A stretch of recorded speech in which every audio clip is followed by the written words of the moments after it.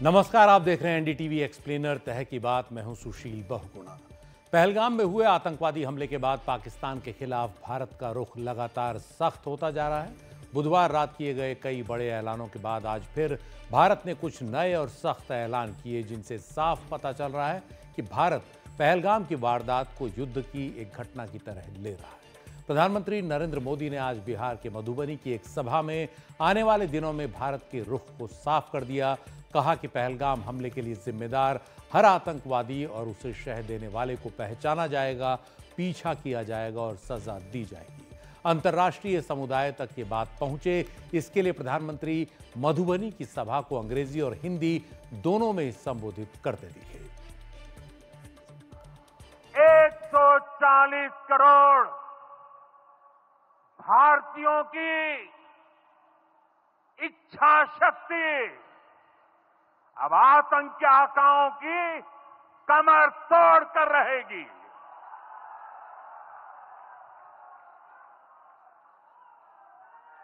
I say to the whole world,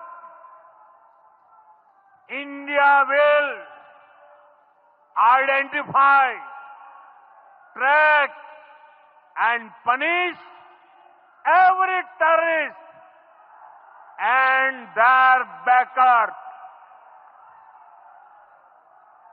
We will pursue them to the ends of the earth.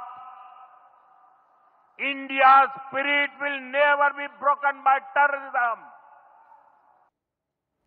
इस सबके बीच भारत ने बुधवार को पाकिस्तान के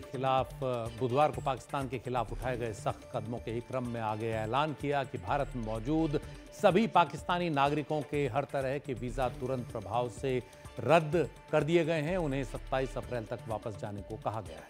हालांकि मेडिकल वीजा पर आए लोगों को वापस लौटने के लिए 2 अतिरिक्त दिन दिए गए हैं, यानी उन्हें 29 अप्रैल तक वापस जाना होगा। सरकार ने सभी भारतीय नागरिकों को सख्त सलाह दी है कि वो पाकिस्तान जाने से बचें और जो भारतीय फिलहाल पाकिस्तान में हैं उन्हें जल्द से जल्द भारत लौटने की सलाह दी गई है। इस बीच एक सर्वदलीय बैठक में सरकार ने सभी दलों को बेसरन आतंकी हमले, उसके बाद के हालात और भारत की अभी तक की कार्रवाई से अवगत कराया। उधर पाकिस्तान की करीबी निगाह भारत के कदमों पर है। सिंधु नदी समझौते को स्थगित करने के भारत के फैसले को पाकिस्तान ने युद्ध का कदम करार दिया है। भारत द्वारा किए गए सख्त ऐलानों के बाद पाकिस्तान के प्रधानमंत्री शहबाज शरीफ की अध्यक्षता में हुई नेशनल सिक्योरिटी कमेटी की बैठक में भारत के संभावित जवाबों पर विचार किया गया। इस बैठक में पाकिस्तान के सभी प्रमुख मंत्री और सेना के तीनों अंगों के अध्यक्ष शामिल हुए। बैठक के बाद कहा गया कि पाकिस्तान भारत के साथ हुए सभी द्विपक्षीय समझौतों को स्थगित करेगा। इनमें शिमला समझौता भी शामिल है। इसके अलावा वाघा सीमा को तुरंत बंद करने का भी फैसला किया गया। इससे पहले कल भारत वाघा से लगे अटारी बॉर्डर को बंद करने का ऐलान कर चुका है। पाकिस्तान ने भी सार्क वीजा रियायत स्कीम के तहत भारतीय नागरिकों को जारी वीजा रद्द करने का ऐलान किया और उन्हें 48 घंटे के अंदर पाकिस्तान छोड़ने को कहा है। सिर्फ सिख तीर्थयात्रियों को इससे छूट दी गई। पाकिस्तान ने इस्लामाबाद में भारतीय उच्चायोग में मौजूद सेना, नौसेना और वायुसेना के एडवाइजर्स को भी अवांछित बताते हुए 30 अप्रैल तक देश छोड़ने को कहा। हालांकि भारत कल ही ये फैसला ले चुका है और इस्लामाबाद में अपने इन सलाहकारों को वापस बुलाने का ऐलान कर चुका है। यह भी कहा गया कि भारत के साथ हर तरह का व्यापार, चाहे वो किसी तीसरे देश के रास्ते हो, उसे भी बंद किया जाएगा। सिंधु नदी समझौते को स्थगित करने के भारत के फैसले को पाकिस्तान ने युद्ध का कदम घोषित किया। इसी बैठक के बाद ये फैसला किया गया। पाकिस्तान की ओर से इन कदमों की पहले से ही आशंका थी। सिंधु नदी समझौते को स्थगित करने का पाकिस्तान पर क्या असर पड़ सकता है, इस पर करेंगे आगे विस्तार से बात। लेकिन पहले ये जान लेते हैं कि द्विपक्षीय समझौतों के तहत शिमला समझौते को रद्द करने के पाकिस्तान के फैसले के क्या मायने हो सकते हैं। 1971 के भारत पाकिस्तान युद्ध, जिसके जरिए बांग्लादेश आज़ाद हुआ, भारत की जीत हुई और पाकिस्तान के 93,000 सैनिकों ने आत्मसमर्पण किया। उसके बाद भारत और पाकिस्तान के बीच शिमला समझौता हुआ था। 2 जुलाई 1972 को हिमाचल प्रदेश की राजधानी शिमला में तत्कालीन प्रधानमंत्री इंदिरा गांधी और पाकिस्तान के तत्कालीन प्रधानमंत्री जुल्फिकार अली भुट्टो ने शिमला समझौते पर दस्तखत किए थे। शिमला समझौते में दोनों देशों के बीच शांतिपूर्ण अस्तित्व की बात हुई थी। दोनों देश आपसी संबंधों को खराब करने वाली झड़पों से दूर रहने, दोस्ती भरे रिश्ते बनाने और स्थायी शांति स्थापित करने पर राजी हुए थे। दोनों देश एक दूसरे की क्षेत्रीय अखंडता और संप्रभुता का सम्मान करने पर भी सहमत हुए थे। एक दूसरे के अंदरूनी मामलों में भी दखल देने पर राजी हुए थे। समझौते को स्थगित करने का मतलब है कि पाकिस्तान इन सिद्धांतों पर अमल नहीं करेगा, यानी ये सभी बातें जो है तब बेमानी हो जाएंगी। संयुक्त राष्ट्र के चार्टर के तहत दोनों देश एक दूसरे की क्षेत्रीय अखंडता और राजनीतिक स्वतंत्रता के खिलाफ शक्ति के इस्तेमाल या उसकी धमकी से दूर रहने को राजी हुए थे। शिमला समझौते को स्थगित करने का मतलब है कि पाकिस्तान भारत की क्षेत्रीय अखंडता से खिलवाड़ करने की हिमाकत कर सकता है। शिमला समझौते के तहत जम्मू कश्मीर में 17 दिसंबर 1971 की युद्ध विराम रेखा को लाइन ऑफ कंट्रोल यानी नियंत्रण रेखा माना गया था। दोनों पक्ष इस नियंत्रण रेखा के सम्मान के लिए तैयार हुए थे, उसे मानने के लिए तैयार हुए थे। पाकिस्तान द्वारा शिमला समझौता स्थगित करने का मतलब है कि पाकिस्तान एलओसी का सम्मान करने से पीछे हट सकता है। इसका सीधा मतलब है कि पाकिस्तान नियंत्रण रेखा का उल्लंघन कर सकता है और अगर ऐसा होता है तो ये युद्ध की ओर बढ़ने का सीधा कदम होगा, जिससे पीछे लौटना मुश्किल होगा या नामुमकिन होगा। इस बीच पहलगाम में तीर्थयात्रियों पर हमला करने वाले आतंकवादियों की धरपकड़ के लिए सुरक्षा बलों का अभियान जारी है। अभी तक की तफ्तीश के मुताबिक हमलावर आतंकवादी 5 से 6 की संख्या में थे। इनमें से 3 की पहचान हो चुकी है, जिनमें से 2 पाकिस्तानी हैं। ये आतंकी हैं हाशिम मूसा उर्फ सुलेमान और अली भाई। तीसरा आतंकी आदिल हुसैन दक्षिण कश्मीर के अनंतनाग का रहने वाला है। पुलिस ने इन सभी आतंकियों के स्केच जारी कर उनकी जानकारी देने वालों को 20-20 लाख रुपए इनाम का ऐलान किया है। अभी तक की जांच के मुताबिक आतंकियों ने बैसरन घाटी में 3 जगहों पर फायरिंग की। तीनों ही जगहों पर काफ़ी तादाद में पर्यटक मौजूद थे। करीब दोपहर 1:50 पर आतंकियों ने फायरिंग शुरू की। 10 मिनट तक उनकी फायरिंग चली और इसके बाद ये आतंकी वहाँ कुछ देर रुके और फिर जंगल के रास्ते भाग गए। करीब 2:30 बजे स्थानीय पुलिस को इस घटना की जानकारी मिली और बताया जा रहा है कि पुलिस इसके करीब घंटे भर बाद मौके पर पहुंची। सवाल ये उठ रहा है कि जहां इतनी संख्या में सैलानी होते हैं वहां कोई सुरक्षाकर्मी क्यों नहीं था। चश्मदीदों के मुताबिक कुछ आतंकी स्थानीय भाषा में बात कर रहे थे। पहलगाम से पैदल रास्ते करीब 6.5 किलोमीटर दूर अंदर जंगल में बैसरन एक मैडो यानी ऊंचाई पर स्थित घास का मैदान है, जैसा आप इस तस्वीर में देख सकते हैं। गूगल अर्थ से ली हुई तस्वीरें हैं। पहलगाम से यहां पहुंचने के लिए पैदल करीब 1 घंटा लगता है और पुलिस को भी जब जानकारी मिली तो उसे यहां पहुंचने में घंटा भर लगा। चारों ओर देवदार के जंगलों से घिरी इस खूबसूरत खुली जगह से आसपास की पीर पंजाल की पहाड़ियों का विहंगम दृश्य नजर आता है। आतंकी यहां सैलानियों पर अंधाधुंध फायरिंग करने के बाद आसपास देवदार के इन्हीं जंगलों से होकर भाग निकले। ये जो लाल लाइनें आप देख रहे हैं ये बैसरन तक पहुंचने का पैदल रास्ता है। यहीं से होकर जो सैलानी हैं वो आते हैं और कोई मदद भी होगी तो इन्हीं रास्तों से पहुंचेगी। आसपास का जंगल काफ़ी घना है और आतंकियों ने इसी का पूरा फायदा उठाया। इन जंगलों के ऊपर किश्तवाड़ की पहाड़ियां हैं, जिसके बाद बारवां घाटी आती है। आतंकी पहाड़ियों में ऊपर की ओर जाने के बजाय साइड की ओर भागे होंगे और उसी लिहाज से उसी हिसाब से आतंकियों की तलाश की जा रही है। बैसरन में सैलानियों की गोली मारकर हत्या करने में एक खास बात जो देखने में आई वो कि आतंकियों ने अधिकतर सैलानियों के सिर पर गोली मारी। ऊपर से ये बात भी सामने आई कि आतंकवादी बॉडी कैमरों से लैस थे। हत्या करने का तरीका बता रहा है कि पाकिस्तान से सक्रिय आतंकी दूसरे देशों के आतंकी संगठनों से प्रेरित होकर हमलों और हत्याओं को अंजाम दे रहे हैं। भारत में इजराइल के राजदूत रुबेन अजार ने पहलगाम में हुए आतंकी हमलों को 7 अक्टूबर 2023 को इजराइल पर हमास के हमलों जैसा बताया है। उनके मुताबिक दोनों ही हमलों में नागरिकों को निशाना बनाया गया। इजराइल के राजदूत ने आगाह किया कि आतंकी संगठनों के बीच सहयोग बढ़ रहा है और वो एक दूसरे को कॉपी कर रहे हैं, दूसरे देशों के आतंकी संगठनों से हाथ मिला रहे हैं। उन्होंने पहलगाम में हुए आतंकी हमले की टाइमिंग पर भी सवाल उठाया और कहा कि हाल ही में पाकिस्तान के कब्जे वाले कश्मीर के बहावलपुर में आतंकी संगठन जैश ए मोहम्मद के आकाओं से मिलने के लिए हमास के नेता पहुंचे थे। बहावलपुर जैश ए मोहम्मद का मुख्यालय है। पीओके में पड़ता है। इससे पहले 5 फरवरी को लश्कर-ए-तैयबा और जैश-ए-मोहम्मद के आतंकी पीओके के रावलकोट में जुटे थे और इस दौरान कई रिपोर्ट्स हैं, कई वीडियो हैं कि हमास के प्रवक्ता और ईरान में हमास के प्रतिनिधि खालिद कदूमी ने वहां भाषण दिया था। पहलगाम हमले के बाद भारत ने कल एक जोरदार कदम उठाते हुए पाकिस्तान के साथ सिंधु नदी समझौते को स्थगित कर दिया। अब समझते हैं कि इसके मायने क्या हैं। सिंधु नदी समझौता स्थगित करने का भारत का जो फैसला है वो पाकिस्तान को कई तरह से प्रभावित कर सकता है। कैसे, ये समझने के लिए हमें सबसे पहले ये देखना होगा कि सिंधु नदी सिस्टम जो है उसके तहत कैसे 6 बड़ी नदियां भारत से होकर पाकिस्तान में पहुंचती हैं। उसके लिए हम आपको एक नक्शा दिखा रहे हैं जिसमें 6 नदियां दिख रही हैं नीले रंग से। जो सभी नदियां आप देख रहे हैं ये हैं सिंधु, झेलम, चिनाब, जिन्हें सिंधु नदी सिस्टम के तहत हम पश्चिमी नदियां कहते हैं। और 1960 का जो सिंधु नदी समझौता था उसके तहत पाकिस्तान को ऊपर की इन तीनों नदियों पर असीमित अधिकार दिए गए थे। भारत का इन नदियों पर सीमित अधिकार है। इन नदियों पर कौन से बड़े बांध भारत में हैं जिन पर पाकिस्तान को लगातार ऐतराज़ रहा है और वो कैसे पाकिस्तान में पानी की सप्लाई प्रभावित कर सकते हैं, ये समझेंगे आगे। सिंधु नदी प्रणाली के तहत पहले 3 पूर्वी नदियां जिन पर भारत को पूरा अधिकार है उनको जान लेते हैं। ये हैं सतलुज, रावी और ब्यास। जो नीचे की 3 नदियां आप देख रहे हैं इनको पूर्वी नदियां कहते हैं। ये भारत के हिस्से में आई हैं। पूरा हक है भारत को इन नदियों के पानी को इस्तेमाल करने का और इस पर कई बड़े बांध भारत ने बनाए हैं, जैसे भाखड़ा नांगल बांध हम जानते हैं। इनका पानी भी अंत में पाकिस्तान में ही बहता है। आगे बढ़ने से पहले हम ये समझ लेते हैं कि ये नदियां पाकिस्तान के लिए अहम क्यों हैं, क्यों ये पूरा का पूरा हंगामा बरपा हुआ है।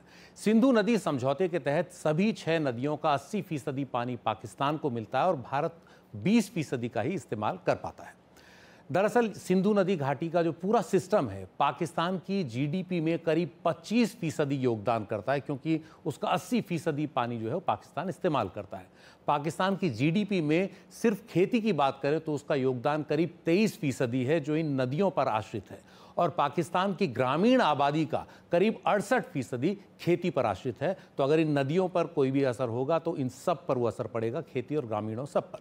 लिहाजा सिंधु नदी समझौते को स्थगित किए जाने के बाद इन नदियों के प्रवाह में किसी भी तरह की रुकावट पाकिस्तान को हर तरह से परेशान करेगी।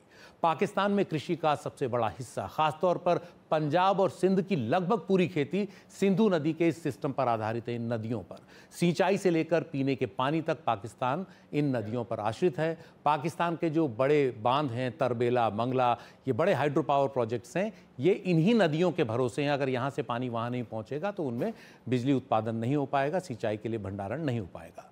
पानी कम होने का असर इन बांधों में बिजली उत्पादन पर पड़ सकता है काफ़ी बड़े पैमाने पर, और इसका सीधा असर पाकिस्तान के घरों और उद्योगों में बिजली की सप्लाई पर पड़ेगा, यानी कि वहाँ की जनजीवन पर इसका असर पड़ना तय है। अब जब भारत ने सिंधु नदी समझौते को स्थगित कर दिया है तो इसके बाद अब भारत सिंधु नदी समझौते के तहत 3 पश्चिमी नदियों यानी सिंधु, झेलम और चिनाब को लेकर अपनी शर्तों को तोड़ सकता है, जो ऊपरी हिस्से में हम दिखा रहे हैं, और इसका सीधा असर पाकिस्तान में पानी की उपलब्धता पर पड़ सकता है। समझौते के तहत भारत कुछ शर्तों के साथ इन ऊपर की 3 नदियों, पश्चिमी नदियों का जो पानी है उसका इस्तेमाल कर सकता है, जैसे पीने के लिए, सिंचाई के कामों के लिए, और इसके अलावा run of the river dams जो है वो भी भारत इन पर बना सकता है। लेकिन अब भारत ने इन शर्तों को मानने से इनकार कर दिया है। सिंधु नदी समझौते के तहत भारत ने अपने अधिकार के में आने वाली जो सभी नदियां हैं उन पर बांध बनाए हैं, लेकिन खासतौर पर पश्चिमी नदियों पर जो बांध भारत ने बनाए, run of the river dam से सारे के सारे, उन पर पाकिस्तान को हमेशा से ऐतराज रहा। उसकी शिकायत है कि भारत ने सिंधु नदी समझौते का उल्लंघन किया और वो उसका पानी रोक सकता है। जिन बांधों को लेकर पाकिस्तान को सबसे ज़्यादा शिकायत रही है, आशंका रही है कि वो उसकी पानी की उपलब्धता पर असर डाल सकते हैं, उनके बारे में बात कर लेते हैं। और सबसे ज़्यादा जिन बांधों पर पाकिस्तान को ऐतराज़ है वो चिनाब और झेलम नदी पर है। सबसे पहले बात करते हैं जम्मू कश्मीर में चिनाब नदी पर बने बगलिहार बांध की। चिनाब नदी हिमाचल प्रदेश के लाहौल स्पीति ज़िले से बारलाचाला से निकलती है। ये 2 नदियों से मिलकर बनती है जिनके नाम है चंद्रा और भागा। हिमाचल से ये नदी जम्मू कश्मीर जाती है। इस नदी में पानी का प्रवाह काफ़ी ज़्यादा है। इसी नदी पर जम्मू कश्मीर के रामबन में बगलिहार बांध प्रोजेक्ट बना है। जिस पर पाकिस्तान को शुरू से ऐतराज रहा है। भारत पश्चिमी नदियों में से एक चिनाब पर सिर्फ run of the river project बना सकता है और बिजली उत्पादन के लिए जितना ज़रूरी हो उतना पानी रोक सकता है सिंधु समझौते के तहत, और भारत ने इसी हक का इस्तेमाल किया है। लेकिन पाकिस्तान को इस बांध के डिज़ाइन और भंडारण की क्षमता पर ऐतराज़ रहा है। इस मामले में एक न्यूट्रल एक्सपर्ट ने डैम की ऊंचाई सिर्फ 1.5 मीटर कम की और बाकी पूरा फैसला भारत के पक्ष में सुनाया। पाकिस्तान को इससे भी शिकायत रही। दूसरा जो बांध है वो है चिनाब नदी पर ही एक और बांध, रातले बांध। हिमाचल से निकली इस चिनाब नदी पर जम्मू कश्मीर के किश्तवाड़ में ये पनबिजली परियोजना बन रही है। 850 मेगावाट की रातले बांध परियोजना बनाने का लक्ष्य है। पाकिस्तान को इस बांध के निर्माण और डिज़ाइन पर ऐतराज़ है। यही तर्क है कि इससे पाकिस्तान में चिनाब नदी के पानी के बहाव पर असर पड़ेगा। ये प्रोजेक्ट 2026 तक पूरा होने के आसार हैं। काफ़ी काम इस पर हो चुका है। जम्मू कश्मीर के रियासी ज़िले में चिनाब नदी पर ही तीसरा जो डैम है वो है सलाल डैम प्रोजेक्ट। पाकिस्तान ने सलाल बांध के डिज़ाइन और क्षमता पर भी ऐतराज़ किया। 1978 में पाकिस्तान की कुछ शंकाओं का समाधान करते हुए बांध के डिज़ाइन में कुछ बदलाव किए गए। 1996 में बांध का आखिरी चरण पूरा हो गया और तब से चल रहा है। लेकिन पाकिस्तान का अब भी कहना है कि इस बांध की भंडारण क्षमता बहुत ज़्यादा है। इसमें इतना पानी जमा हो सकता है कि पाकिस्तान में पानी की किल्लत पड़ सकती है। उसकी दलील है कि सिंधु नदी समझौते के तहत भारत को ऐसा बांध बनाने की इजाज़त नहीं है, जबकि भारत का कहना है कि run of the river project है। जम्मू कश्मीर के बारामूला में चिनाब नदी पर एक और बांध है जो उड़ी में बन रहा है। नियंत्रण रेखा के बिल्कुल पास है। 480 मेगावाट का ये जो प्रोजेक्ट है 1997 से काम कर रहा है और पाकिस्तान ने इस बांध के निर्माण का भी यही विरोध किया कि सिंधु नदी समझौते का उल्लंघन है। इसके अलावा जम्मू कश्मीर के बांदीपुरा में झेलम नदी पर किशनगंगा डैम प्रोजेक्ट बन रहा है। झेलम नदी जम्मू कश्मीर के अनंतनाग ज़िले में पीर पंजाल की पहाड़ियों से निकलती है, जो उसका उद्गम स्थल है, और वेरीनाग स्रोत से निकलती है। इस स्रोत में आसपास की पहाड़ियों के ग्लेशियरों से पिघला हुआ पानी आता है। इसी नदी पर जम्मू कश्मीर के बांदीपुरा में 330 मेगावाट का किशनगंगा हाइड्रो इलेक्ट्रिक प्रोजेक्ट बना है। पाकिस्तान को इस प्रोजेक्ट के भी निर्माण और डिज़ाइन से ऐतराज़ रहा है और फिर वही उसकी दलील कि इससे पानी के बहाव पर असर पड़ सकता है। अगर सबसे प्रमुख नदी जिसके नाम पर पूरे वैली सिस्टम का नाम है, रिवर सिस्टम का नाम है सिंधु, उसकी बात करें तो उस पर भी कुछ बांध हैं, लेकिन बहुत बड़े नहीं हैं। एक बांध जिस पर पाकिस्तान ने ऐतराज़ जताया वो लद्दाख के लेह में है। इसका नाम है नीमू बाजगो बांध। सिंधु नदी आपको बता दें चीन के कब्जे वाले तिब्बत में कैलाश पर्वत रेंज के करीब एक ग्लेशियर से निकलती है, कैलाश मानसरोवर के पास से, और उत्तर पश्चिम की ओर ऊपर की तरफ बहते हुए भारत में लद्दाख में प्रवेश करती है और फिर लद्दाख से ये नदी जो है कश्मीर होते हुए पाकिस्तान में पहुंचती है। सिंधु नदी पर बहुत ज़्यादा बांध नहीं है। नीमू बाजगो बांध एक है जो 45 मेगावाट का है, छोटी रन ऑफ द रिवर परियोजना है, लेकिन पाकिस्तान को इससे भी ऐतराज़ रहा है। जिन नदियों पर हमने बात अभी तक की है वो सिंधु नदी प्रणाली की पश्चिमी नदियां हैं, ऊपर की 3 नदियां हैं जिन पर भारत को सीमित अधिकार थे और भारत ने उनका ही इस्तेमाल किया। जिन पूर्वी नदियों पर भारत को असीमित अधिकार दिए गए वो हैं सतलुज, रावी और व्यास, जिनकी जो नीचे की 3 नदियां हैं, पूर्वी नदियां जिनको कहते हैं। इनमें रावी नदी पर बना जो शाहपुर कांडी बांध है वो भी पाकिस्तान की आंखों का कांटा रहा है। शाहपुर कांडी बांध पंजाब के पठानकोट में है। रावी नदी जो है वो बता दें हिमाचल प्रदेश के कांगड़ा ज़िले से निकलती है और हिमाचल के बाद ये नदी पंजाब से होते हुए पाकिस्तान चली जाती है। शाहपुर कांडी बांध के जरिए रावी का पानी रोककर उसका इस्तेमाल जम्मू कश्मीर के कठुआ और सांबा ज़िलों में सिंचाई के लिए किया जा रहा है। इसके अलावा इस बांध का पानी पंजाब और राजस्थान में भी सिंचाई के काम आता है। इस बांध की ऊंचाई करीब 55.5 मीटर है। एक मल्टीपर्पज़ रिवर वैली प्रोजेक्ट है जिसमें 2 हाइडल पावर प्रोजेक्ट भी हैं और इनकी बिजली बनाने की क्षमता 206 मेगावाट है। ये बांध 2004 में बनकर पूरा हुआ और ये बिजली बनाने और सिंचाई सबके काम आ रहा है। पहले इसका सारा पानी बहकर पाकिस्तान चला जाता था। अब सवाल ये है कि भारत कितना पानी रोक सकता है, हर आदमी ये पूछ रहा है। तो तथ्य ये है कि भारत कुछ पानी तो रोक सकता है, लेकिन पूरा पानी रोकने या उसके भंडारण की क्षमता अभी भारत के पास नहीं है, या भारत ने सिंधु नदी समझौते का जो है पालन करते हुए वो नहीं बनाई। भारत ये कर सकता है कि पानी से जुड़ा जो डेटा है उसको शेयर करना बंद कर सकता है, जो भारत ने कहा कि वो करेगा। सिंधु नदी समझौते की एक शर्त थी कि भारत डेटा शेयर करेगा, तो इससे पाकिस्तान को ये पता नहीं लग पाएगा कि ऊपर नदियों में कितना पानी है, कितना डिस्चार्ज है, और वो आगे की योजनाएं उस हिसाब से नहीं बना पाएगा। हालांकि अब सैटेलाइट टेक्नोलॉजी से कुछ हद तक इसका पता किया जा सकता है। तो दूसरी जो बात है वो ये है कि भारत अपनी मर्जी से पानी रोक या छोड़ सकता है जितना भी संभव हो सके। इससे पाकिस्तान में कृषि, सिंचाई और बिजली उत्पादन काफ़ी ज़्यादा प्रभावित होगा। बरसात के दिनों में बहुत ज़्यादा पानी भारत द्वारा छोड़ा जा सकता है अचानक, और सर्दियों के दिनों में जब पानी कम हो तो भारत इस पानी को काफ़ी रोक सकता है, इतना कि पाकिस्तान में जो जनजीवन है उस पर असर पड़े, पाकिस्तान की सरकार पर जनता का दबाव बढ़े, पाकिस्तान परेशान हो। अब देखना है आने वाले दिनों में किस तरह से इस रणनीति का भारत इस्तेमाल करता है।